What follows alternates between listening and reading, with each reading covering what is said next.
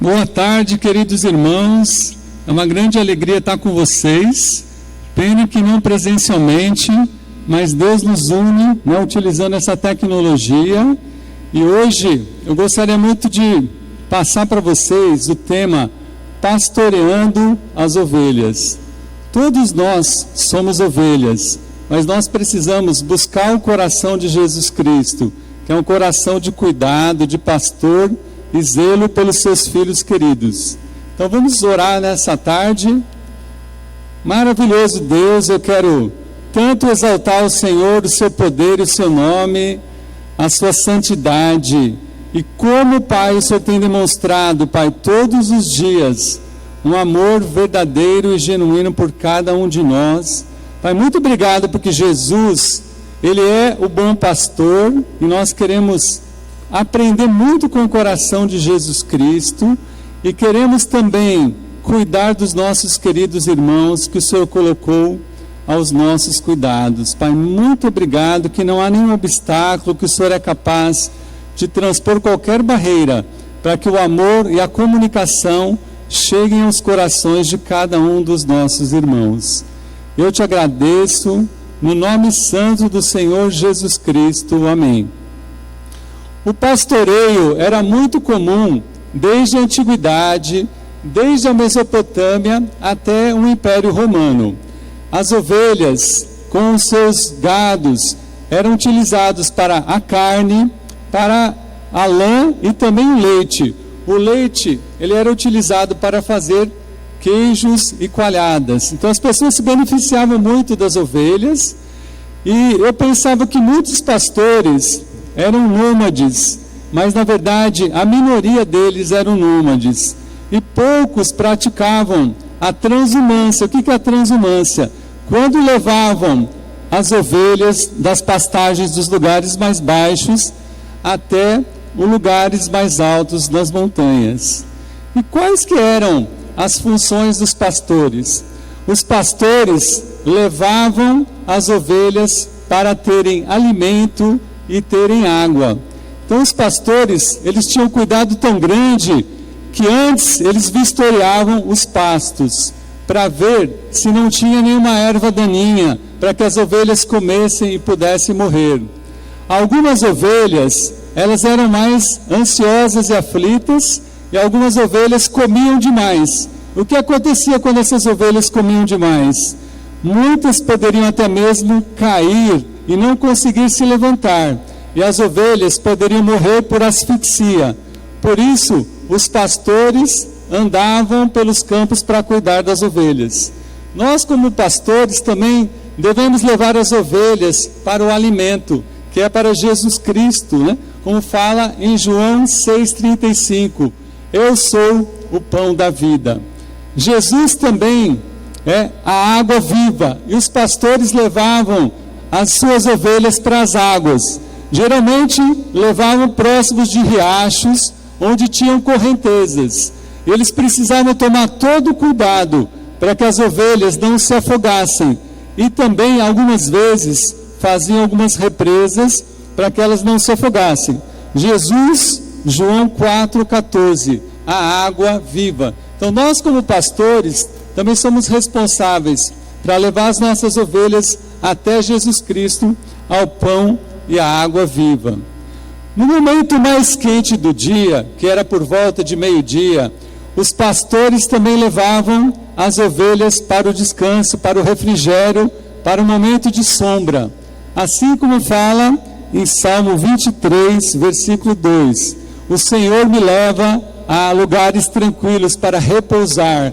Nós, como cuidadores, também nesse momento tão difícil que nós estamos vivendo, onde há tantos estímulos negativos, que na verdade não são informações, é tão importante a gente levar as nossas ovelhas com mensagem de encorajamento, para que elas possam descansar na palavra de Deus.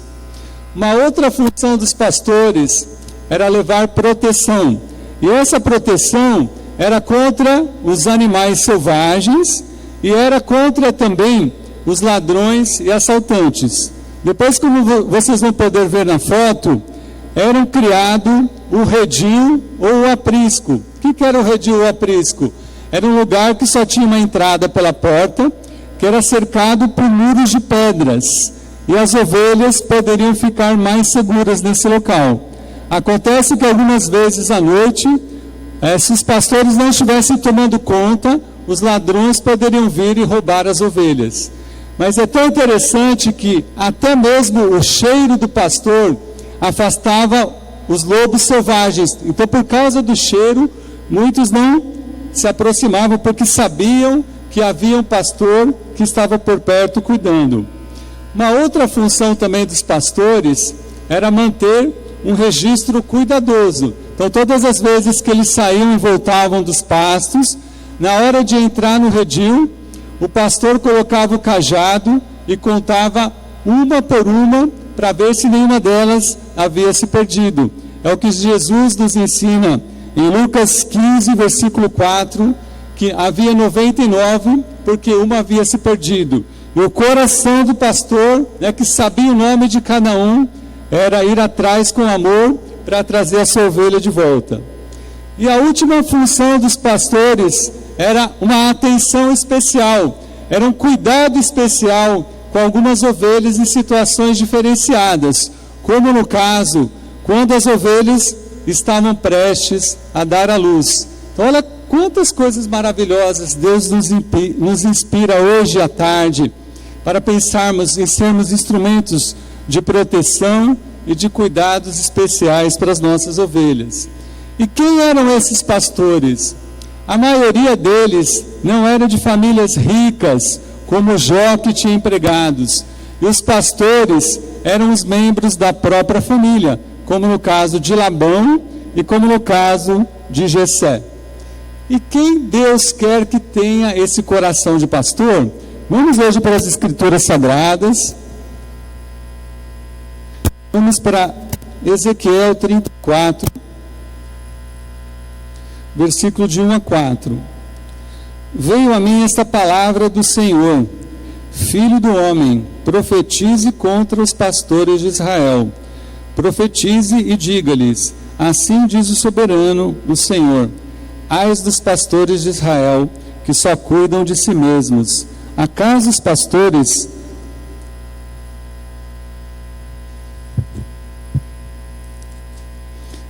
pastores não deveriam cuidar do rebanho?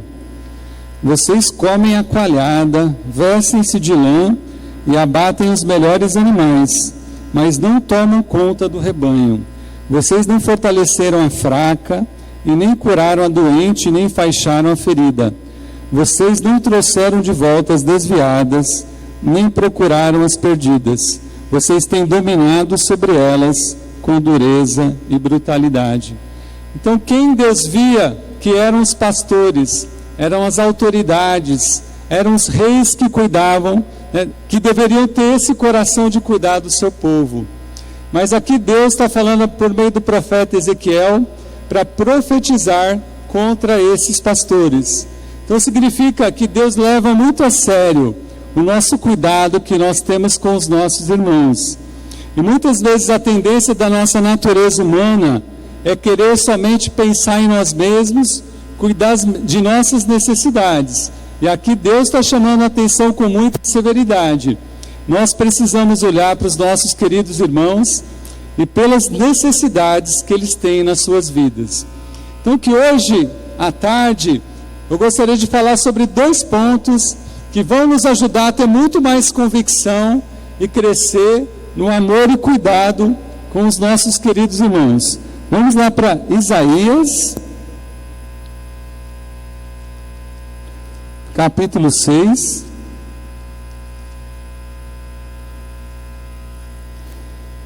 Versículo de 1 a 8. Então, o primeiro ponto que eu gostaria de falar é sobre visão e fervor. No ano que o rei Uzias morreu, eu vi o Senhor assentado num trono e exaltado, e a aba de sua veste enchia o templo.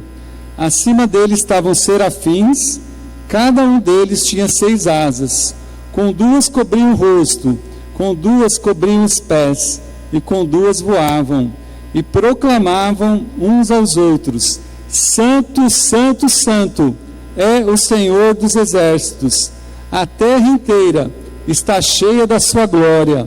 Ao som de suas vozes, os batentes das portas tremeram, e o templo ficou cheio de fumaça. Então gritei: ai de mim, estou perdido, pois sou um homem de lábios impuros, e vivo no meio de um povo de lábios impuros.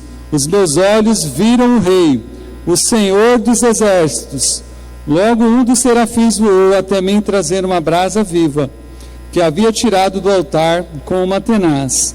Com ela tocou a minha boca e disse: veja, isto tocou os seus lábios, por isso a sua culpa será removida e o seu pecado será perdoado. Então ouvi a voz do Senhor conclamando: quem enviarei? Quem irá por nós? E eu respondi: eis-me aqui, envia-me a mim. Então nós temos uma visão maravilhosa e deslumbrante do chamado de Isaías. Então, a primeira coisa que eu gostaria que a gente pudesse estar meditando, Isaías, ele teve 3 visões, mas a visão principal foi de Deus sentado no trono, e ele conseguiu perceber cada detalhe, cada atributo de Deus. A santidade foi falada 3 vezes: santo, santo, santo. Ele conseguiu meditar no esplendor de Deus, no poder de Deus. Falou 2 vezes: o Senhor dos exércitos. O que significa isso, irmãos? Que Deus é um Deus guerreiro, e Ele está lutando a favor de cada uma das suas ovelhas, do seu povo. E após obter essa visão maravilhosa, ele também conseguiu meditar na adoração dos serafins. Os serafins com 6 asas voando. Ele ficou impressionado com a voz que ele ouviu do louvor. Então, nesse momento de dificuldade, irmãos, nós precisamos responder a esse chamado de olharmos para o trono de Deus, olharmos para as características e os atributos de Deus, e que isso possa chamar mais atenção do que qualquer outra coisa, qualquer outra dificuldade que nós estejamos passando na nossa vida. E após aquele momento tão impressionante do louvor, que estremeu as bases do alicerce, imagina-se os serafins cantando, abalou aqueles momentos dos batentes. Imagina o poder de Deus, o que pode abalar, o que pode transformar nas nossas vidas. Naquele determinado momento, Isaías também faz uma reflexão. Ele olha para dentro dele mesmo. E o que ele vê? Ele vê, no caso, o pecado dele e a dificuldade que ele tem. Mas naquele momento, ele também olha para o mundo e vê que as pessoas estavam na mesma situação que eles, precisando do poder do perdão de Deus. E o que acontece? Os serafins, ele pega uma tenaz. O que é uma tenaz? É uma ferramenta utilizada para carregar materiais quentes. Pega essa brasa viva, coloca na boca dele e traz o perdão dos pecados. Então, o que eu gostaria muito, irmãos, que nós pudéssemos refletir e pensar nas experiências que a gente pode ter com Deus. Essa situação que está acontecendo me chamou bastante atenção em como nós precisamos estar preparados com Deus na nossa vida. Se nós lembrarmos da escritura de Lucas 15, do filho pródigo, o filho mais novo, o problema dele não foi ter gastado todo o dinheiro, porque ele poderia ter recuperado esse dinheiro, mas o que ele não esperava, que depois dele ter gasto esse dinheiro, viria uma crise na vida dele. Será que nós estamos preparados para essas crises? Então nós precisamos pensar muito mais no poder de Deus, olhar muito mais e responder a Deus e ter experiências com Deus. Eu tenho, nesse momento, passado muito mais tempo com Deus, e o que eu tenho aproveitado é usufruir dessa presença maravilhosa de Deus que está aqui, restaurando a minha alegria, que algumas vezes eu tinha perdido, por causa da minha maneira de fazer coisas. Então hoje, irmãos, eu gostaria também que a gente lembrasse do nosso chamado, o chamado que Deus fez para cada um de nós. O primeiro ministério é liderarmos a nossa própria casa. O segundo ministério é liderar a nossa igreja em casa. Eu me lembro quando eu fui chamado por Deus, eu tinha muito medo de servir, de cuidar de um grupo, cuidar de pessoas.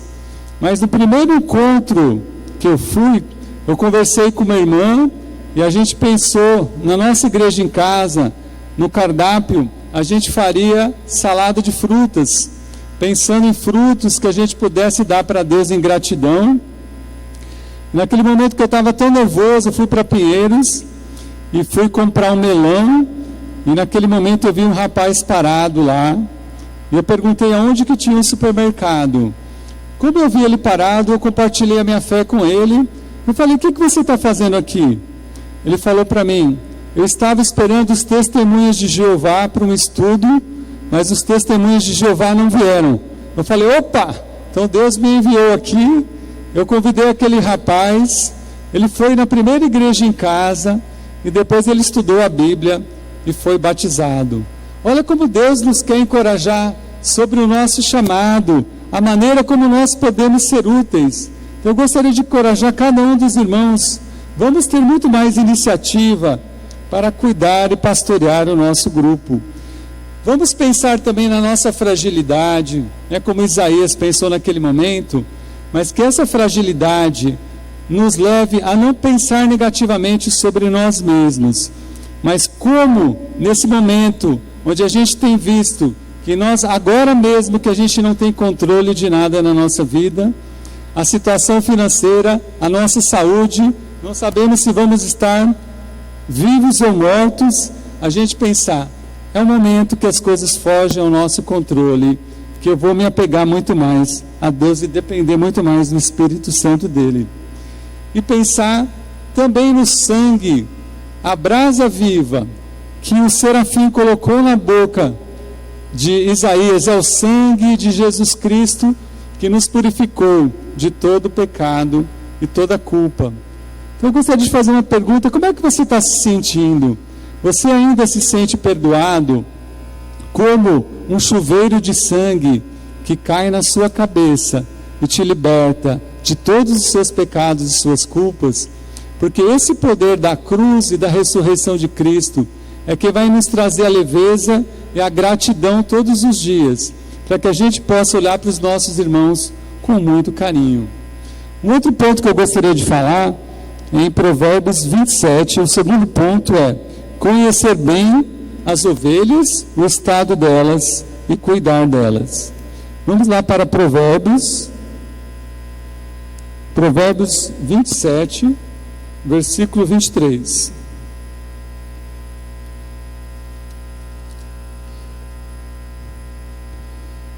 Esforce-se para saber bem como suas ovelhas estão. Dê cuidadosa atenção aos seus rebanhos. Nós temos também, em outras traduções, João Ferreira de Almeida, procura conhecer o estado das tuas ovelhas. Cuida bem dos teus rebanhos. King James, conhece bem o estado das tuas ovelhas e presta atenção aos seus rebanhos. NTLH, cuide das suas ovelhas e do seu gado o melhor que puder. Então, o que Deus está querendo comunicar com cada um de nós?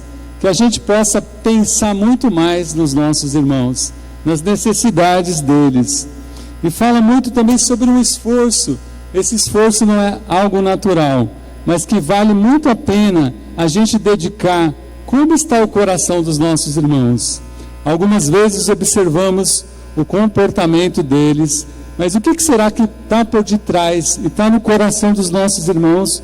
O que está afligindo eles nesses momentos?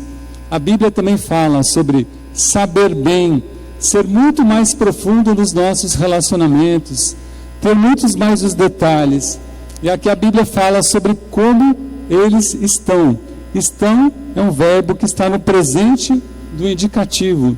Então é muito importante, cada semana, nós sabermos como estão os nossos irmãos na fé. A palavra grega para pastoreio é episcopo, que que significa ter consideração, olhar cuidadosamente para as nossas ovelhas. Então, muitas vezes, a gente tem uma tendência a se dispersar, a perder o foco nesses momentos, ouvindo tantas notícias, que a gente possa fazer o melhor para Deus, pois Deus quem nos deu os nossos queridos irmãos. Eu gostaria de deixar alguns conselhos para vocês. Eu sei que a tendência comum é nós mandarmos mensagens por WhatsApp, mas eu gostaria de encorajar cada líder de igreja em casa, toda semana, a fazer uma chamada de vídeo e conversar com cada irmão, para saber como eles estão. Na chamada de vídeo, a gente pode ver os olhos dos nossos irmãos, nós podemos saber como eles estão, e também tem a comunicação verbal, alguma coisa que a gente pode observar.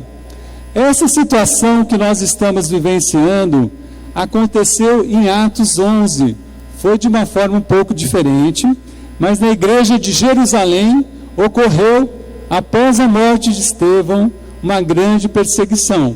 E os cristãos da igreja de Jerusalém tiveram que ficar isolados e cada um foi por uma missão. Uns foram para a Fenícia, outros foram para lugares mais longe como Chipre, outros foram para Antioquia. Mas no coração deles continuava fervendo aquela mensagem de anunciar as boas notícias. Que isso possa estar presente no nosso coração quando nós fizermos a chamada de vídeo para os nossos irmãos, perguntarem como que eles estão se sentindo. Eu confesso, irmãos, que eu tenho ficado bastante animado, como eu falei, de estar tendo muito mais tempo de orar, de estar com a família, mas algumas vezes eu tenho estado ansioso. E a minha esposa percebeu isso, falando que eu estava comendo exageradamente, e eu não estava percebendo isso. Então ela me ajudou, e muitas vezes a gente não consegue organizar as nossas ideias. Com tantas coisas acontecendo ao mesmo tempo, no início eu não estava conseguindo administrar também muito bem o meu tempo, não estava conseguindo entender, então eu estava mais no ritmo de férias. Eu sei que algumas pessoas não estão trabalhando, então elas precisam pensar em como elas podem organizar a mente. Então, irmãos, eu gostaria que cada um pudesse ligar e saber como que os irmãos estão na sua saúde, nas suas emoções, na sua vida espiritual. Quem tem conseguido trabalhar dentro, quem tem conseguido trabalhar fora de casa. Quais são essas implicações quando as pessoas estão trabalhando dentro de casa, com as crianças, se está gerando conflitos. No nosso grupo, pelo menos há 4 mulheres que estão trabalhando mais na área da saúde, na frente. Então a gente tem feito orações especiais para que essas irmãs estejam lá sendo bastante protegidas por Deus. Eu vi um vídeo da República Tcheca, em contrapartida com todos os outros países da Europa, a República Tcheca tem diminuído o número de coronavírus, porque lá todas as pessoas estão usando máscara. E eles tiveram um ato de solidariedade, onde pessoas, costureiras, têm feito máscaras em casa e doado para as pessoas. Então precisamos pensar em cada detalhe da vida dos nossos irmãos, como eles estão sendo afetados economicamente. Nessa escritura de Atos 11, o profeta Ágabo, ele também previu que uma grande fome aconteceria lá na região da Judéia, lá no local da região de Jerusalém. Então, além da perseguição que aconteceu, onde os irmãos foram dispersos, houve também fome. E fala que os cristãos de outras partes, como de Antioquia, fizeram ofertas especiais para cuidar dos nossos irmãos. Então, como a gente precisa estar atento para cada detalhe da vida deles. Então, pergunte como eles estão economicamente. Eu sei que pela CLT pode ser reduzido 25% dos salários dos nossos irmãos. Mas eu sei de casos de pessoas jurídicas, de irmãos que eu conversei essa semana, que já foram diminuídos de 30% a 50% do salário. Então, se essa condição continuar, nós precisamos estar sempre atentos aos detalhes e de que maneira que nós vamos poder nos oferecer com solidariedade para chegar perto deles. Um outro conselho que eu gostaria de dar é que a gente fique mais antenado com essas ferramentas tecnológicas. Deus já sabia que ia acontecer tudo isso no mundo. Por isso Deus colocou inteligência nos homens para criar o Zoom, Hangout, Skype, WhatsApp e Discord. Então conversem com as pessoas mais jovens que estão antenadas, para que elas possam ensinar. Já faz 2 semanas que a gente tem feito a nossa reunião de igreja em casa pelo Zoom. Na primeira semana a imagem ficou congelada e falava que duraria 40 minutos, mas durou 1h30. Ontem nós fizemos uma nova reunião, ele durou 40 minutos, mas depois a gente fez uma nova chamada. Então olha só como Deus ele abre as portas por meio do seu Espírito, para que a gente não perca esse coração de união. E a gente também tem a vantagem que a gente não precisa se locomover até a casa das pessoas. Então a gente pode aproveitar melhor o nosso tempo. Então eu gostaria muito de encorajar os irmãos a se manterem firmes nas suas reuniões por essas ferramentas, continuar amando os seus irmãos por meio das parcerias de amizade, que a gente se preocupe também com as necessidades e a felicidade dos nossos irmãos, mas que a gente pense, mais do que a felicidade, o mais importante é a santidade dos nossos irmãos, para que eles se pareçam mais com Jesus. Então, muitas vezes, o nosso tempo livre maior pode também tirar o que a gente tem de ruim dentro do nosso coração. A gente ficar com o coração na tendência a ficar mais preguiçoso, um coração que fica mais fútil, mais superficial, que se leva mais para a impureza e pornografia. Por isso, irmãos, vamos ter conversas profundas dos nossos relacionamentos de parceria, para saber como que está o coração dos nossos irmãos, para a gente fazer uma manutenção. Vamos ajudar a ter uma vida de equilíbrio. Eu sei que a gente pode se divertir, mas Deus preza muito pela santidade do seu povo. Também com essas mudanças de dinâmica de horários, que as famílias possam estar unidas em casa, pregando a palavra para os seus filhos e também fazendo coisas diferentes. Eu fiz ginástica com os meus filhos, com a minha esposa, a gente se exercitou, a gente tem feito jogos, de dama, de ludo, isso tem envolvido. Só que alguma vez, mesmo nos momentos de jogos, eu vi Satanás querendo causar confusão ali no coração por causa de alguns membros da minha família serem mais competitivos. Eu vejo Satanás a todo momento, ele quer tirar o nosso brilho e o poder, mas Jesus é muito mais forte por causa desse coração que ele quer trazer esse espírito de união.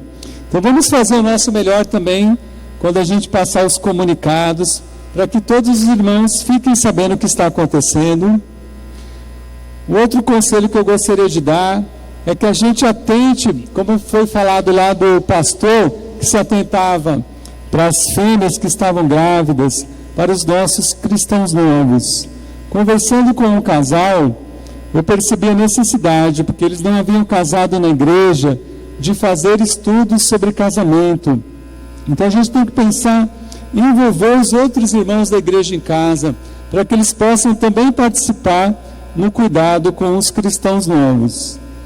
E como a gente viu em Atos 11, nessa missão, onde cada um se espalhou para um local, foi onde em Antioquia os cristãos foram chamados pela primeira vez de cristãos. Eu quero encorajar cada um de vocês com o exemplo da igreja em casa, do ABCD, com o Reginaldo, Flávia, Alexandre e Paula. Eles envolveram todos os membros da igreja em casa no estudo. E nesse domingo passado, mesmo com o coronavírus, o Luiz e a Lilian foram batizados para a igreja, para a casa de Deus.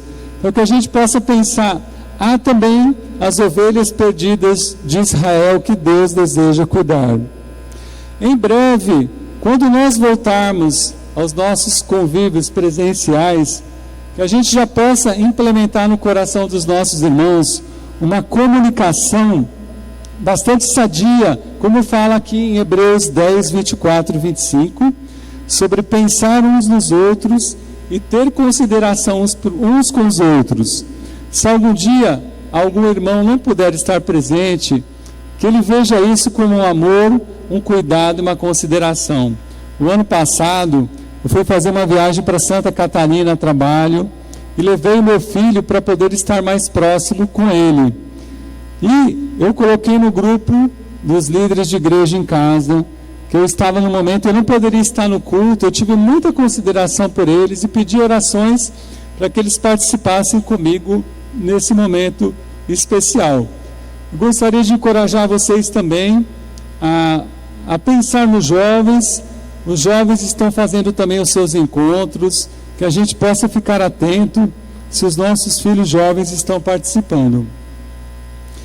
O que eu gostaria também de falar sobre os solteiros é que se você tem um solteiro numa igreja em casa de casados, se você possa dar uma atenção especial para ele, para saber como que está o coração dele, como é que está a vida dele, se ele tem algum desejo de ter algum relacionamento afetivo e se essas pessoas estão tendo saídas.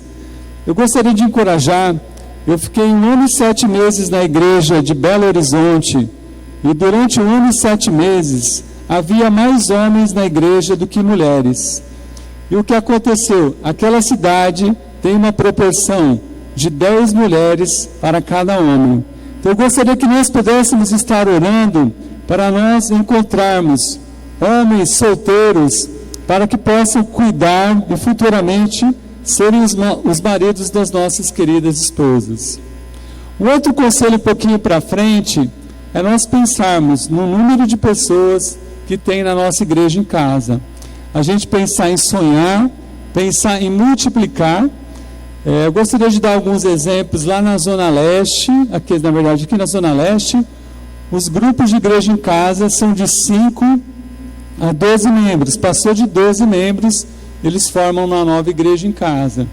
Na região oeste, são grupos a tendência é um grupo de ter 6 pessoas somente, 3 casais. E para isso a gente precisa pensar em levantar novas pessoas, quem vão ser os próximos pastores que vão cuidar de cada um.